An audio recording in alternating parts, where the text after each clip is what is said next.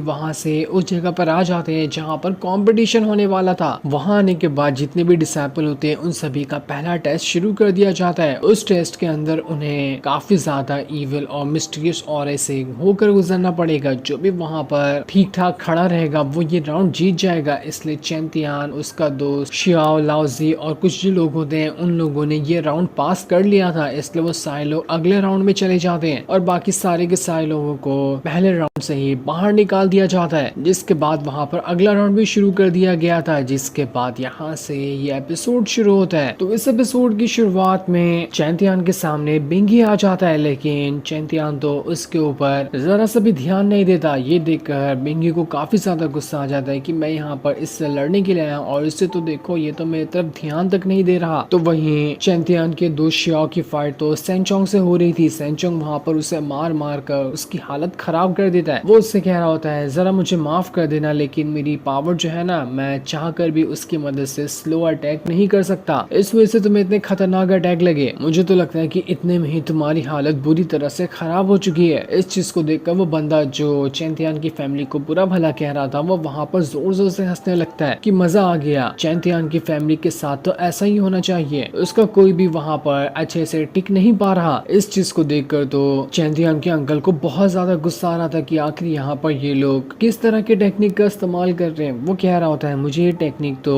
Ancient time की लग रही है, जिसका इस्तेमाल करते हुए सैनचोंग ने यहाँ पर शियाओ की हालत खराब कर दी। ऐसा रहा तो कोई भी सैनचोंग या फिर उसके सेक्ट वालों से नहीं जीत पाएगा। ये उनके एंसेस्टर की दी हुई एंशिएंट यिन और यांग एनर्जी की पावर है। इसी वजह से सैनचोंग ने बड़ी आसानी के साथ वहाँ पर शियाओ की हालत खराब कर दी। चैंतियान के फादर को भी वहाँ पर बहुत ज्यादा बुरा लग रहा था कि अगर ऐसा ही रहा तो हमारे सेट के लोग उतना ज्यादा फ्यूचर में आगे चलकर पावरफुल नहीं बन पाएंगे। हमें कैसे भी करके सैनचोंग और उसकी सेट के बाकी लोगों को हराना पड़ेगा। हम यहाँ पर उनसे नहीं हार सकते। जो चीज देखकर तो अब शियाओ को काफी ज्यादा गुस्सा आ गया था। वो वहाँ पर दोबारा से खड़े होकर अपनी पावर को एक्टिवेट करना शुरू कर देता है ताकि वो यहाँ पर सैनचोंग के साथ फाइट कर सके। उसने जमीन के अंदर से नोकीले कीले बाहर निकाल लिए थे, जिसकी वजह से वो सैनचोंग के ऊपर अटैक करने की कोशिश करता है, लेकिन सैनचोंग तो आसानी के साथ उसके इस वाले अटैक से बच चुका था। उसे वहाँ पर कुछ भी नहीं हुआ होता है। सैनचोंग भी कह रहा था तुमने तो यार कितना घटिया अटैक किया, इससे मुझे कहाँ ही कुछ होने वाला है। जिसके बाद सैनचोंग ने वहाँ पर अपनी पावर को एक्टिवेट कर लिया होता है और उसके बाद तो उसने शियाओ का अटैक खत्म करते हुए शियाओ के ऊपर भी बहुत ज्यादा अटैक करना शुरू कर दिया था। इस वजह से उसकी हालत बहुत ज्यादा खराब हो जाती है। शियाओ यहाँ पर सैनचोंग के अटैक को रोकने की कोशिश करता, लेकिन कोई फायदा नहीं हो रहा होता है। सैनचोंग ने उसे बहुत मारा था और मार मार के वो शियाओ से कह रहा होता है मेरे सामने झुक जाओ और मुझसे माफी मांगो। हो सकता है कि मुझे दया आ जाए और मैं तुम्हें यहाँ पर जिंदा छोड़ दूं। जल्दी करो, मेरे पास टाइम नहीं है। मैं तुम्हें अपने जूतों में अपनी नाक रगड़ते हुए देखना चाहता हूँ। जो चीज सुनकर तो शियाओ को अब इतना ज्यादा गुस्सा आ गया था कि उसके गुस्से का ठिकाना नहीं रहता। वो वहाँ पर अपनी इतनी ज्यादा पावर को एक्टिवेट कर लेता है कि वो अब ब्रेक थ्रू ही कर जाता है, जिस वजह से सैनचोंग भी वहाँ से दूर फेंका गया था। ये देखकर सारे लोग हैरान रह जाते हैं कि अरे इस शियाओ ने तो बैटल के दौरान ही अपना ब्रेक थ्रू कर लिया, ये तो कमाल की बात है। जिसके बाद वो बंदा वहाँ पर सैनचोंग से कह रहा था सैनचोंग क्या कर रहे हो, जल्दी से इस शियाओ की यहाँ पर जान ले लो। तुम उसके सामने कमजोर नहीं पड़ सकते, तुम्हें कैसे भी करके उसे खत्म करना पड़ेगा। इसलिए सैनचोंग वहाँ पर दोबारा से अपनी पावर को एक्टिवेट करना शुरू कर देता है ताकि इस बार तो वो शियाओ की जान ही ले सके। जिसके बाद सैनचोंग और शियाओ दोनों अपनी पावर को एक्टिवेट करते हुए एक दूसरे के साथ भिड़ गए होते हैं। दोनों का अटैक वहाँ पर आपस में टकरा चुका था, लेकिन यहाँ भी शियाओ थोड़ा सा कमजोर होता है और सैनचोंग ज्यादा पावरफुल था। इसलिए वो शियाओ को उठाकर बैटल अरीना के बाहर ही फेंक देता है। तब ये देखकर चैंतियान के अंकल जो होते हैं वो जल्दी से शियाओ के पास आकर उसे संभालते हैं, क्योंकि असल में शियाओ उनका ही बेटा है। जिसके बाद अनाउंस कर दिया जाता है कि इस राउंड का विनर सैनचोंग है, उसने ये राउंड जीत लिया। जिसके बाद बिंगी जो होता है वो चैंतियान से कह रहा था देख यार तू कब से यहाँ पर टाइम पास कर रहा है, अगर तुझे फाइट नहीं करना है तो पहले ही हार मान लेना, इतना टाइम पास करने की क्या जरूरत है। जिस पर चैंतियान तुझे तो मुझे यहाँ पर शुक्रिया कहना चाहिए कि मैंने तुझे कुछ देर और जिंदा रहने के लिए दे दिया, लेकिन लगता है कि तुझे ये चीज रास नहीं आई, तो अब तू मरने के लिए तैयार हो जा। ये देखकर तो बिंगी काफी ज्यादा गुस्सा हो गया था, इसलिए वो वहाँ पर अपनी पावर को एक्टिवेट करना शुरू कर देता है और उसने वहाँ पर अपने स्पेशल ड्रैगन को बाहर निकाल कर सीधा चैंतियान की तरफ ही भेज दिया था। लेकिन चैंतियान एक बार में ही उसके अटैक को वहाँ वहाँ पर खत्म कर देता है, जो देखकर तो बिंगी के गुस्से का ठिकाना नहीं रहता कि आखिर इसने मेरे स्पिरिचुअल ड्रैगन को एक बार में मार दिया, अब तो मैं इसे नहीं छोड़ूंगा। जिसके बाद उसने पूरे बैटल एरिना के बीच में अपना पॉइजनस ऑरा फैला दिया था। चैंतियन की चारों तरफ वो पॉइजनस ऑरा फैल गया होता है, ताकि इस ऑरा की वजह से चैंतियन को कुछ भी दिखाई ना दे कि आगे उसके कौन है और पीछे कौन है। और इसी मौके का फायदा उठाते हुए बिंगी वहाँ पर चैंतियन के ऊपर अटैक करके उसकी जान लेने की कोशिश करेगा। वो बंदा वहाँ पर कह रहा होता है, लगता है अब तो चैंतियन यहाँ पर मरने ही वाला है, उसे कोई भी नहीं बचा सकता। मजा आएगा चैंतियन को मरता हुआ देखकर। जिसके बाद बिंगी ने उसी ऑरा का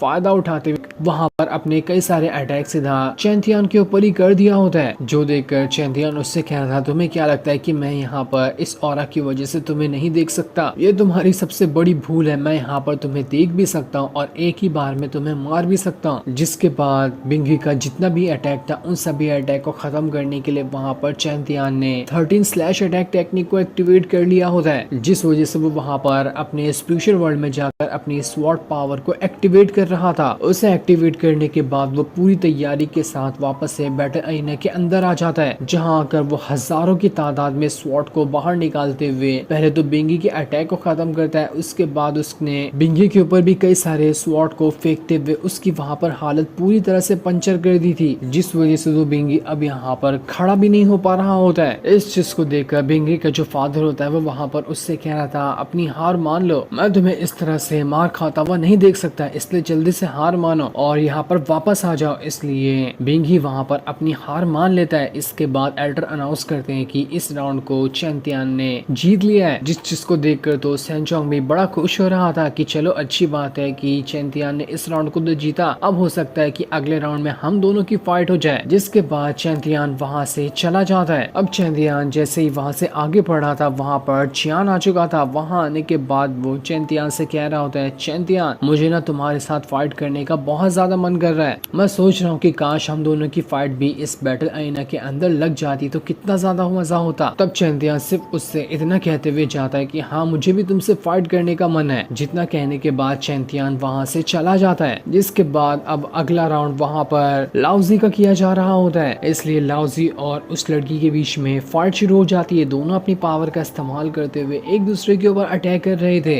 वो लड़की वहाँ पर डीमन फीस टेक्निक का इस्तेमाल करती है, जिस वजह से तो उसके हाथ बहुत ही ज्यादा बड़े और पावरफुल बन चुके थे, बिल्कुल किसी डीमन के जैसा। उसके साथ तो उसने अब लाउजी के ऊपर अटैक करना शुरू कर दिया था। लाउजी स्टार्ट में उसके सारे अटैक से बचती है और उसके ऊपर अटैक करने की भी कोशिश करती है, पर तब भी यहाँ पर वो लड़की ज्यादा पावरफुल लग रही थी। उसने देखते ही देखते कई सारे अटैक सीधा लाउजी के ऊपर करना शुरू कर दिया था। लाउजी की फाइट देखकर जिन वहाँ पर कह रहा होता है, लाउजी के पास तो खूबसूरती बहुत ज्यादा है, लेकिन अभी उसका टैलेंट तो मैंने देखा ही नहीं, वो यहाँ पर बहुत ज्यादा कमजोर लग रही है, मुझे नहीं लगता कि वो ये राउंड जीत पाएगी। लेकिन चैंतियन कह रहा होता है, तुम बस देखते जाओ कि वो कितनी ज्यादा स्ट्रॉन्ग है, वो आसानी के साथ उस लड़की को हरा सकती है। लाउजी को हराने वाला यहाँ पर कोई मौजूद ही नहीं है। तो वहीं लाउजी अब जितना ज्यादा डिफेंस कर रही थी अब उतना ही ज्यादा अटैक कर रही होती है। उसने उस लड़की को मार मार कर उसकी वहाँ पर हालत खराब कर दी थी, जो देखकर तो उस लड़की के गुस्से का ठिकाना नहीं रहता कि आखिर यहाँ पर ये लाउजी इतना ज्यादा मुझ पे कैसे अटैक कर रही है। जिसके बाद तो अब लाउजी ने वहाँ पर अपने थंडर फॉर्मेशन को एक्टिवेट करना शुरू कर दिया था। उसने वहाँ पर थंडर फॉर्मेशन बना लिया होता है, जिस वजह से पूरे बैटल अरीना के अंदर थंडर की बारिश होती जा रही थी। पूरा बैटल अरीना थंडर की पावर से भर चुका था, जो देखकर तो जिन भी हैरान रह जाता है कि अरे इस लाउजी के पास तो ये कितनी खतरनाक टेक्निक है, मुझे तो इसके बारे में पता ही नहीं था। चैंतियन लाउजी को देखकर कह रहा था,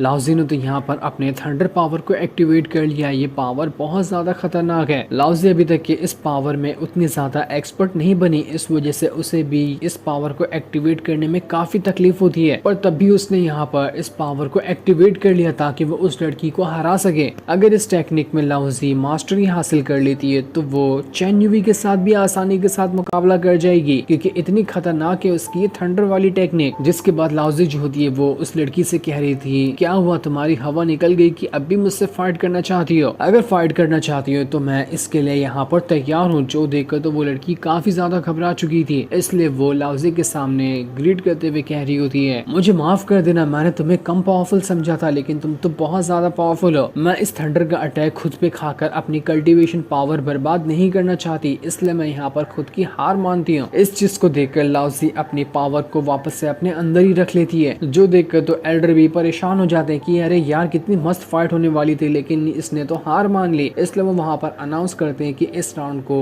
लाउजी ने जीत लिया है। जिसके बाद अगला राउंड जो दो लोगों का कराया जा रहा था, वो दोनों एक दूसरे के ऊपर ही हमला करके वहाँ पर घायल हो जाते हैं और अगले राउंड में जाने के लिए एक सीट एक्स्ट्रा बच चुकी थी। इसलिए एल्डर वहाँ पर अनाउंस करते हैं कि यहाँ पर वो सीट उसी लड़की को दे दी जाती है जो लाउजी के साथ फाइट कर रही थी, ताकि अगले राउंड में बराबर से सबको उसके अपोनेंट मिल जाए, वरना एक को अपोनेंट नहीं मिलेगा तो वो खाली रह जाएगा। जो देखकर वो लड़की भी बहुत ज्यादा खुश हो जाती है, लेकिन ये चीज देखकर चैंदियान के फादर समझ चुके थे कि यहाँ पर कुछ तो चीटिंग हुई है। वो लड़की बाइली फैमिली से थी, इसलिए जबरदस्ती उन लोगों ने उसे प्रमोट करके आगे भेज दिया। ये बाइली फैमिली वाले लोग कभी नहीं सुधरेंगे। जो सीन दिखाते ही ये एपिसोड यहीं पर एंड हो जाता है। Thanks for